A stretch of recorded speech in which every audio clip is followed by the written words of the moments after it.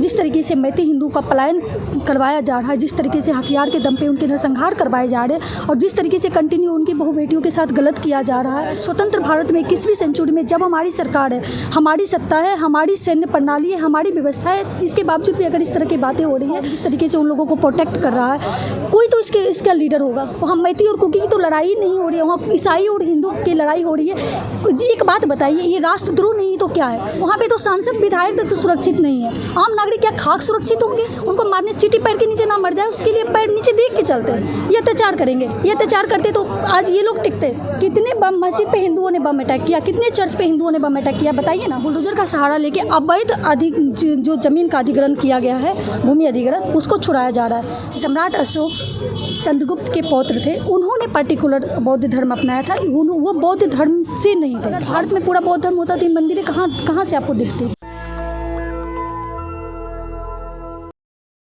इस तरह से मणिपुर में घटनाएं देखने को लगातार मिल रही हैं, उस पर आप क्या कहेंगी? पर जिस तरीके से मणिपुर में घटनाएं देखने को मिल रही है, ये एक तरीके से कहिएगा तो निंदनीय बातें हैं कि भारत के जो बहुसंख्यक है और दुनिया के जो सबसे बड़े बहुसंख्यक है, वो भारत के बहुसंख्यक को विस्थापित करने पर वहाँ पे लगातार प्रयास कर रहे हैं। जिस तरीके से मैती हिंदू का पलायन करवाया जा रहा है, जिस तरीके से हथियार के दम पे उनके नरसंहार करवाए जा रहे हैं और जिस तरीके से कंटिन्यू उनकी बहु बेटियों के साथ गलत किया जा रहा है और उन्हें पलायन करने पर मजबूर किया जा रहा है। स्वतंत्र भारत में 21वीं सेंचुरी में जब हमारी सरकार है, हमारी सत्ता है, हमारी सैन्य प्रणाली है, हमारी व्यवस्था है, इसके बावजूद भी अगर इस तरह की बातें हो रही है तो ये हमारे मुंह पर एक तरीके से बहुत करारा थप्पड़ है कि विदेशी ताकतें हमारे घर में घुस के हमारे लोगों का ही जो इस देश की आत्मा है, जो लोग इस देश की आत्मा है, उनको पलायन करने पर मजबूर कर रही है। इससे बड़ा मेरे हिसाब से निंदनीय बात भारत के लिए नहीं हो सकता।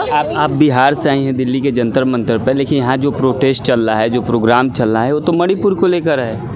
एक बात बताइए, हिंदू अगर कश्मीर में मारा जाएगा तो बिहार के हिंदू को बोलने का राइट नहीं है, क्योंकि कश्मीर में मारा जा रहा है। अगर मणिपुर में मारा जा रहा है तो क्या बिहार के हिंदुओं को बोलने का राइट नहीं है?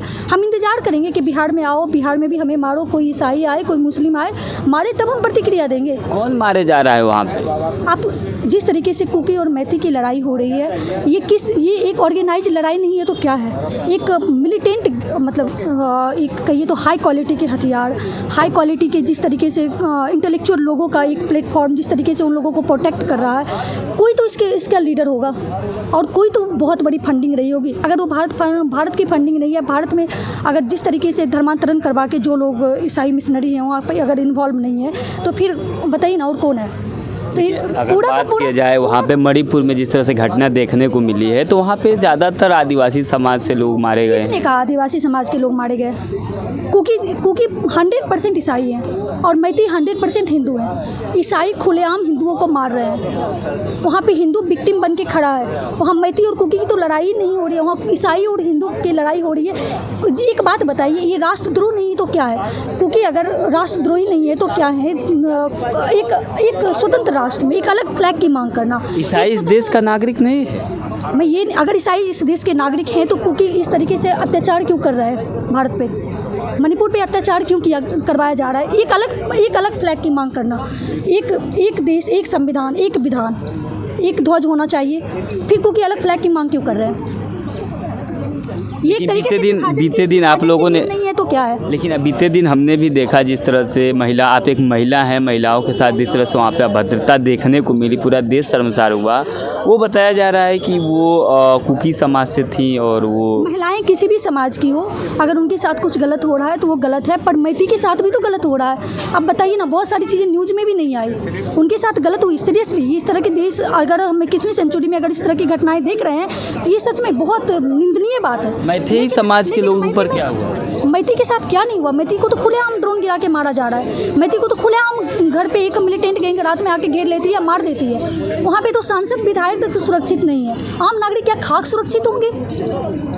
तो अभी आप लोगों की क्या मांग है यहाँ के दिल्ली के जंतर मंतर? दिल्ली के जंतर मंतर से हमारी मांग ये है कि भारत सरकार यथाशीघ्र वहाँ पर एक्शन ले और प्रधानमंत्री खुद से विजिट करके देखे। मैं उस प्रधानमंत्री से मांग करना चाहती हूँ जिस प्रधानमंत्री ने 370 को सुलझाया, जिस प्रधानमंत्री ने वक्फ बोर्ड पर एक स्वतंत्र निर्णय देकर, एक भारत के पक्ष में निर्णय देकर एक कहिए तो सराहनीय कदम उठाया। मेरी उस प्रधानमंत्री जी से डिमांड है कि मणिपुर होके आए और मणिपुर में शांति व्यवस्था बनाए रखने के लिए जो भी बन पड़ता है वो करे, क्योंकि मणिपुर में जिस तरीके से राष्ट्र विरोधी घटनाएं अंजाम दी जा रही है, वो भारत का हमारा बॉर्डर राज्य है और अराजक तत्व जिस तरीके से वहाँ पे मतलब चीज़ों को बढ़ा रहे हैं, ये बहुत भारत के लिए महंगा साबित हो सकता है। हमें दूसरा कश्मीर बनने से उसे रोकना होगा। लेकिन देखा जाए तो बीजेपी का इस देश में राज्य है, अभी भी बीजेपी की सरकार है और बीजेपी में हमेशा हिंदू राष्ट्र की मांग उठती है। क्या लग रहा है कि बीजेपी सरकार में हिंदू सुरक्षित नहीं है? बीजेपी के शासनकाल में हिंदू सुरक्षित हैं। हम ये नहीं कह रहे कि कंप्लीट हमारे साथ सुरक्षा का भाव है, मोर देन बेटर हुआ है। आज जो मणिपुर की जो व्यवस्था आप देख रहे हैं, जिस तरीके से अराजक तत्व मणिपुर में जिस तरीके से वो लोग खुलेआम उपद्रव मचा रहे हैं, ये 1947 के बाद कांग्रेस की देन रही। तो एक दिन में हम मानते हैं कि समस्याओं का समाधान नहीं हो सकता, पर प्रधानमंत्री पहल तो करें, वहाँ जाके एटलीस्ट जाँच कमेटी तो बैठाए, खुलेआम बोलने की जरूरत तो करें। वहाँ पे जो भी बन पड़ता है प्रधानमंत्री करें। मणिपुर के लिए विशेष हमारा मतलब प्रधानमंत्री जी से इस बात का डिमांड है कि आप एक बार होके आइए वहाँ पे। सालों से मणिपुर जल रहा है, लेकिन प्रधानमंत्री नरेंद्र मोदी जी नहीं जाते हैं, लेकिन विपक्ष के नेता होते हुए भी राहुल गांधी मणिपुर जाते हैं। फिर अरे राहुल गांधी अगर मणिपुर जाते तो राहुल गांधी अपने जो उनके नाना परनाना थे जवाहरलाल नेहरू, वहाँ की सारी करतूतों पर बात करते ना। 1947 से पहले मणिपुर में कितने ईसाई थे बताइए? 2% 3% इनफ थे। 1947 के बाद ऐसी कौन सी मतलब व्यवस्था नेहरू जी के द्वारा लागू की गई थी जिसमें कि सिर्फ मिशनरी को ही सुरक्षा दिया गया? किस तरीके से वहाँ पे कन्वर्जन किया गया? आज ले दे के वहाँ पे 2-3 नॉर्थ ईस्ट स्टेट को छोड़ के आप कहाँ पे हैं? आपका 100% ईसाइयत वहाँ पे ईसाई बहुल राज्य हो गया है। भारत से जब मतलब कहिएगा जिस संस्कृति, नॉर्मल सा बात है, किसी भी एरिया में किसी संस्कृति का बढ़ावा होगा तो वहाँ पे उसका मतलब चलेगा। क्या वजह है कि हिंदू धर्म छोड़ के लोग ईसाई धर्म अपना रहे हैं, बौद्ध धर्म अपना रहे हैं? आप ये गलत कर रहे हैं कि हिंदू धर्म छोड़ के लोग ईसाई धर्म अपना रहे हैं। जिस तरीके से उनके साथ अत्याचार किया जा रहा है, ऐसे में अगर वो ईसाइयत को अपनाते तो अत्याचार के दम पे अपना रहे हैं, उनको प्रलोभन के दम पे अपनाया, मतलब किसी तरीके से अपनाने को विवश किया जा रहा है। अत्याचार कौन कर रहा है? सामने से तो दिख रहा है कि अत्याचार ईसाई मिशनरी कर रहे हैं। ईसाई मिशनरी अत्याचार कर रहा है, लोग ईसाई धर्म भी अपना रहे हैं। ईसाई मिशनरी जिस तरीके से अपने प्लान को एग्जीक्यूट कर रहे हैं, ठीक है, वो ईसाई धर्म को अपनाने के लिए बाध्य कर रहे हैं।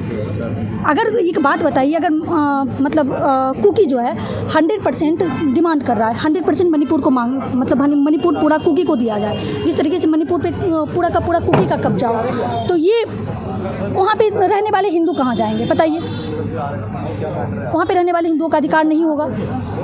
वहाँ पे और भी जो मतलब आदिवासी लोग हैं वो लोग कहाँ जाएंगे? उनका क्या अधिकार होगा? उनके राइट्स कहाँ जाते हैं? उस पर बातचीत कौन करेगा? चलिए, तो मतलब वहाँ पे हिंदू अल्पसंख्यक हिंदू हैं, यानी कि वहाँ पे क्या पूरा नॉर्थ ईस्ट में हिंदू अल्पसंख्यक है? आज हिंदू 9 राज्यों में अल्पसंख्यक हो चुके हैं, कुछ स्टेट में तो साफ ही हो गए।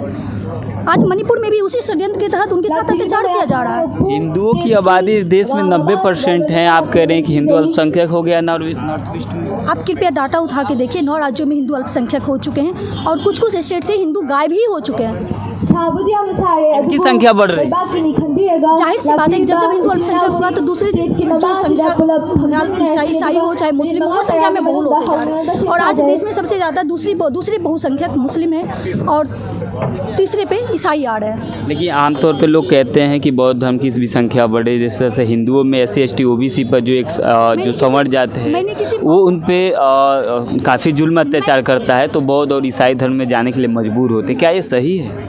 भारत एक ऐसा राज्य है जहाँ पे इस्लाम के सारे फ़िरके रहते हैं। किसी मस्जिद में आपने बम धमाका सुना? नहीं सुना। सारे फ़िरके शांति से रहते हैं, सिर्फ इसलिए रहते हैं कि भारत हिंदू बहुल स्टेट है। ये क्या किस पे अत्याचार करेंगे? ये तो चिड़िया को दाना डालते हैं, चींटी को दाना डालते हैं, उनको मारने से चींटी पैर के नीचे ना मर जाए उसके लिए पैर नीचे देख के चलते हैं। ये अत्याचार करेंगे, ये अत्याचार करते तो आज ये लोग टिकते। कितने बम मस्जिद पे हिंदुओं ने बम अटैक किया, कितने चर्च पे हिंदुओं ने बम अटैक किया, बताइए ना। ये तो शांति प्रिय समुदाय है। ये देश भर में देखा जाए तो आज आपने देखा होगा कि सरकार का सहारा लेके बुलडोजर राज में कितने मज़ारें तोड़ी जा रही हैं, मस्जिदें तोड़ी जा रही हैं। गलत आप बोल रहे हैं। बुलडोजर का सहारा लेके अवैध जो ज़मीन का अधिग्रहण किया गया है, भूमि अधिग्रहण, उसको छुड़ाया जा रहा है। जो लोगों ने भूमि पर कब्जा किया उसको छुड़ाया जा रहा है। जिस तरीके से एक कहिए आपका घर है। मुगल काल में जिस तरह से मंदिर, मस्जिद और मज़ार देखने को मिलता है, मुगल काल में कौन सा डाटा लोग ज़मीन का दे पाएंगे? मुगल काल से जो मस्जिदें बनी हुई हैं, मुगल काल से पहले भारत में कौन सा काल था बताइए? लोग तो कहते हैं कि सम्राट अशोक का काल। सम्राट अशोक क्या थे? बहुत थे। सम्राट अशोक से भी पहले कोई होंगे? आप बता दीजिए, मुझे नहीं पता है। उन्हीं के दादाजी थे चंद्रगुप्त मौर्य, और अखंड भारत उन्हीं का बनाया हुआ था। अखंड भारत हिंदू राष्ट्र हुआ करता था। अफगानिस्तान से लेकर काबुल तक हमारी सीमाएं थी। चंद्रगुप्त मौर्य के ही वंशज सम्राट अशोक हैं और ये सारे लोग बौद्ध धर्म से आते हैं। आपको गलत इन्फॉर्मेशन है, आप कृपया अपना इन्फॉर्मेशन जाके सही कीजिए। सम्राट अशोक चंद्रगुप्त के पौत्र थे, उन्होंने पर्टिकुलर बौद्ध धर्म अपनाया था। वो बौद्ध धर्म से नहीं थे। धम्म है, वो धम्म है, धर्म नहीं है। उन्होंने बौद्ध धर्म अपनाया था, लेकिन इसका मतलब ये नहीं कि भारत उस समय बौद्ध धर्म था। अगर भारत में पूरा बौद्ध धर्म होता तो ये मंदिरें कहाँ से आपको दिखती?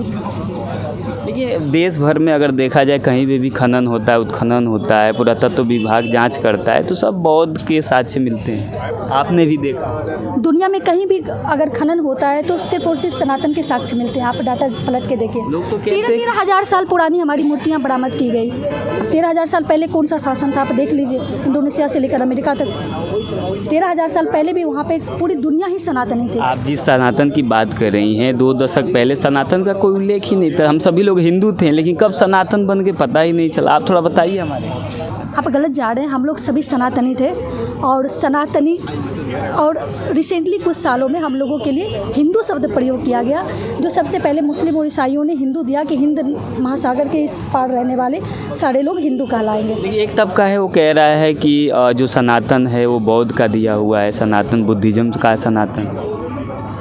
थोड़ा जस्टिफाई कीजिए। मेरे हिसाब से आपको डाटा आज करेक्ट करने की ज़रूरत है। मैं बार बार आपको कह रही हूँ, ठीक है? अगर बौद्ध सनातन को दिया तो भगवान विष्णु सत्य से सनातन आया है। आप थोड़ा बताइए कि आप में हिंदू धर्म में सनातन का शब्द कैसे आया? हमारे यहाँ तो सतयुग ही था। आप सत्य से सनातन की बात कर रहे हैं। हमारे यहाँ एक सतयुग हुआ करता था, ये एक युग जो सिर्फ सत्य पे टिका हुआ था। आप उसे सनातन बोल रहे हैं, सत्य से आया। तो क्या सनातन में SC ST OBC वालों को अधिकार मिलेगा? किसने कहा कि उसका अधिकार छीना जा रहा है? बताइए ना, कितने रामायण आपने सुने हैं, कितने महाभारत आपने सुने हैं? एक रामायण, एक गीता, एक शमशान घाट, एक ही सुना है ना? शमशान घाट में आज दलितों की कहाँ लाशों को जलाया जा रहा है? आपको बीते दिन राजस्थान से घटना, मध्य प्रदेश। मेरे हिसाब से आप डाटा सही कीजिए। 70+ मुस्लिम के प्रजातियाँ हैं, ठीक है? एक तरीके जाति कहिएगा। मैं मुस्लिम की बात नहीं मैं कह रहा हूँ, मैं SC ST OBC सवर्ण की बात। मैं जाति की बात कर रही हूँ। आप जिस जाति जनगणना जाति पर पर्टिकुलर बात कर, मैं एग्जाम्पल देते हुए बात कर रही हूँ। 70+ मुस्लिम की जातियाँ हैं, और एक जाति दूसरी जाति को कब्रिस्तान में दफनाने भी नहीं देता। हमारे यहाँ एक शमशान घाट बनाया गया, एक होली दिवाली मनाई गई। राम ने सबरी के जूठे खाए। आप युगों से देखते आइए तो हमारा इतिहास, हमारी जो न्याय व्यवस्था थी, जो हमारी प्रणाली रही है, शुरू से गौरवान्वित रही है। नेशनल दस्तक की आपसे गुजारिश है कि अगर इसको बचाना चाहते हैं तो नेशनल दस्तक को सब्सक्राइब करने के लिए रेड कलर के सब्सक्राइब बटन को दबाएं, फिर बेल आइकन की घंटी दबाएं। नेशनल दस्तक को बचाने के लिए बहुत जरूरी है कि हर खबर को शेयर करें, लाइक करें, कमेंट जरूर करें।